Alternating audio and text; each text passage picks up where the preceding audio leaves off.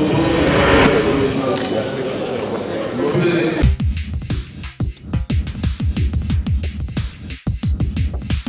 président du réseau des parlementaires africains, membre des commissions de défense et sécurité, en sigle REPAM-CDS, honorable président d'honneur du REPAM-CDS, honorable président des commissions défense et sécurité du REPAM-CDS, honorables députés et sénateurs membres du REPAM, Monsieur le représentant résident de la Fondation Konrad Adenauer,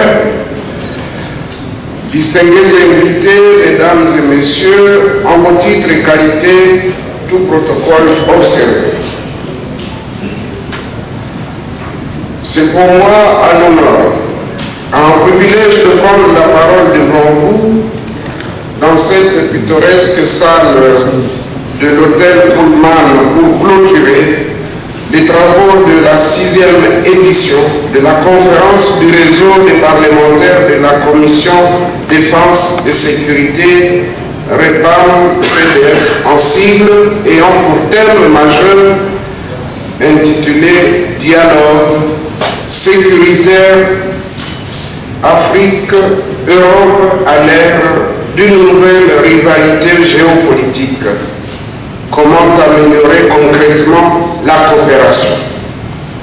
Avant toute chose, permettez-moi de vous saluer chaleureusement et d'apprécier à sa juste valeur la tenue de la conférence qui nous réunit ce jour dans notre pays, la République démocratique du Congo, en ce moment précis où la sécurité pose un sérieux problème dans quelques parties de notre pays, notamment en Ituri, au Nord Kivu, au Congo, au Kwilu et Maïlomé.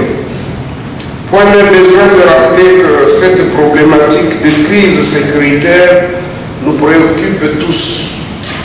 Et dès l'œuvre des groupes terroristes, entre autres Codeco, ADF, M23, et particulièrement ce dernier qui est parrainé par le pays voisin, le Rwanda.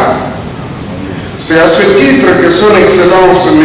Félix Antoine Tshisekedi Tshilombo, président de la République et chef de l'État congolais, à qui je rends mes hommages les plus déférents, n'a pas hésité de stigmatiser cette catastrophe humanitaire créée par les forces négatives parrainées par ce pays précité du haut de la tribune des Nations Unies. Et je le cite lorsqu'il disait « Je dénonce en ce lieu emblématique de la vie internationale avec la dernière énergie cette énième agression dont mon pays est victime de la part de son voisin sous couvert d'un groupe terroriste dénommé M23. Ainsi que vous le remarquez, cette agression dont notre pays est victime de la part du Rwanda nécessite l'adoption de la stratégie commune entre les pays d'Afrique et d'Europe, épris de paix et de justice, pour la mise en commun des moyens susceptibles d'éradiquer l'insécurité due aux rivalités géopolitiques qui minent les économies locales et compromettent l'avenir politique de la plupart des pays africains. C'est ainsi que la diplomatie parlementaire devra vivement renforcer la coopération entre l'Afrique et l'Europe, basée sur l'équité dans les échanges internationaux pour le plus grand bien des Africains et des Européens. En d'autres termes, l'évolution géopolitique du monde doit viser une diplomatie agissante entre parlementaires africains et européens afin de briser le rapport de domination entre nos deux continents. Il ne fait l'ombre d'aucun doute que l'Afrique a longtemps été soumise à des rapports déséquilibrés vis-à-vis de l'Europe cause de ses richesses qui lui attirent la convoitise des grandes puissances comme corollaire des coups de force, des guerres, etc. En termes clairs, les pays africains regorgent d'importantes ressources minières, gazières, pétrolières, hydrauliques, des terres rares, etc., qui sont toujours sous la menace d'expropriation et d'occupation par les superpuissances rangées entre les peuples de deux grands blocs, à savoir l'Est et l'Ouest, et qui se battent pour le contrôle des richesses naturelles dont regorgent plusieurs pays africains. Honorable Président des Assemblées nationales, honorables députés nationaux et sénateurs, distingués invités, c'est là l'une des causes majeures du terrorisme. Le terrorisme, comme d'aucuns le savent, est l'un des défis de ce XXIe siècle. Plusieurs pays en font les frais. Il est plus que temps pour que les parlementaires, qui sont les représentants légitimes des peuples souverains, puissent se réveiller et coaliser leurs efforts pour nouer et renforcer les relations diplomatiques entre leurs pays respectifs afin de mettre un terme à l'insécurité qui nous menace tous dangereusement. Tel est le sens de la ligne de conduite du Sénat de la République démocratique du Congo sous notre leadership, et que nous nous engageons à mettre en pratique pour garantir la sécurité de tous et le retour de la paix véritable dans nos pays, avec le concours des partenaires bilatéraux et multilatéraux. Que vivent les réseaux des parlementaires africains. Je vous remercie.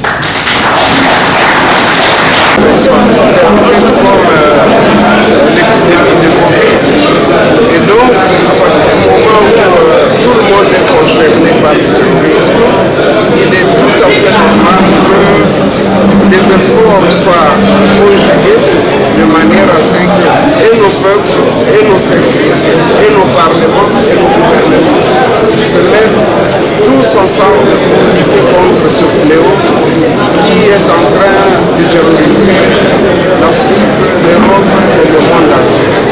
Et donc, je salue cette initiative qui permet à ce que tout le monde comprenne l'importance de la sécurité dans tout ce que nous avons à faire. Parce que sans la paix et la sécurité, il n'y a pas de développement, il n'y a pas de vie à faire. Et donc, je salue cette initiative. Je remercie en même temps la Fondation Conrad Adenauer a permis à ce que ces assises puissent se tenir à Kinshasa. Je remercie également le président de la République, Sandra Tshisekedi, qui a accepté que se tienne ici et qui a mis les moyens à disposition pour que le séjour des participants se passe dans les meilleures conditions. Un tout dernier mot, on a expliqué sur cette caméra-là des centaines de milliers de personnes regardent. Nous sommes échangeons les informations et que cette affaire soit l'affaire de tout le monde. C'est de cette manière-là que nous allons bâtir une nouvelle Afrique, parce que sans la paix, nous ne pouvons pas. Merci beaucoup, bonne continuation. Merci. Nous échangeons les informations et que cette affaire soit l'affaire de tout le monde. C'est de cette manière-là que nous allons bâtir une nouvelle Afrique, parce que sans la paix, nous ne pouvons pas. Merci beaucoup, bonne continuation. Merci. As you can see, we are here in Kinshasa, the capital city of Côte d'Ivoire, as you said earlier, to conduct our 6th conference of the network of African Parliamentarian on Defense and Security Committees. This network is aimed to combine all the security-related committees, especially the chairman of African Parliament.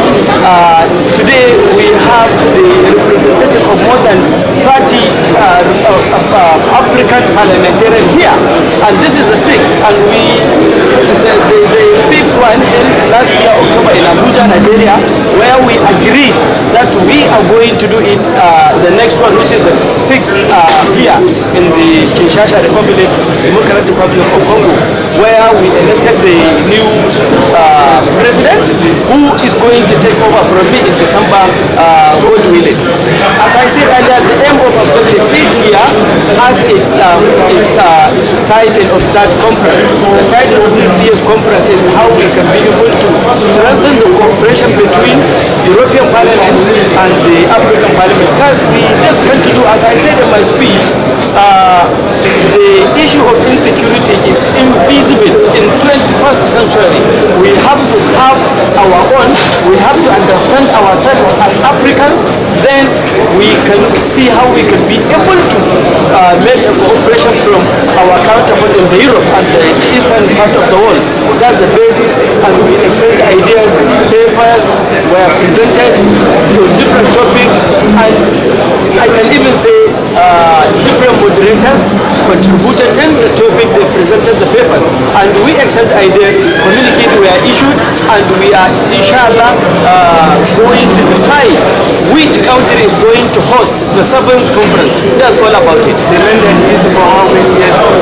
The mandate is 2 years.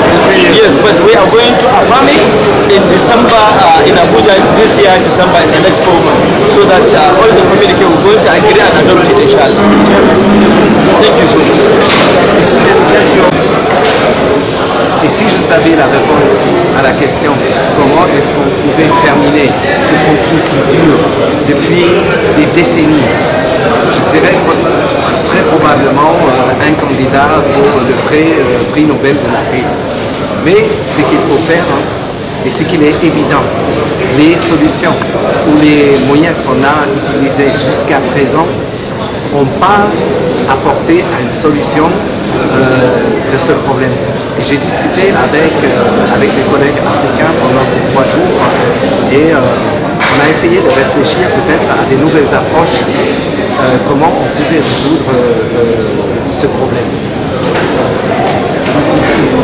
Merci à vous.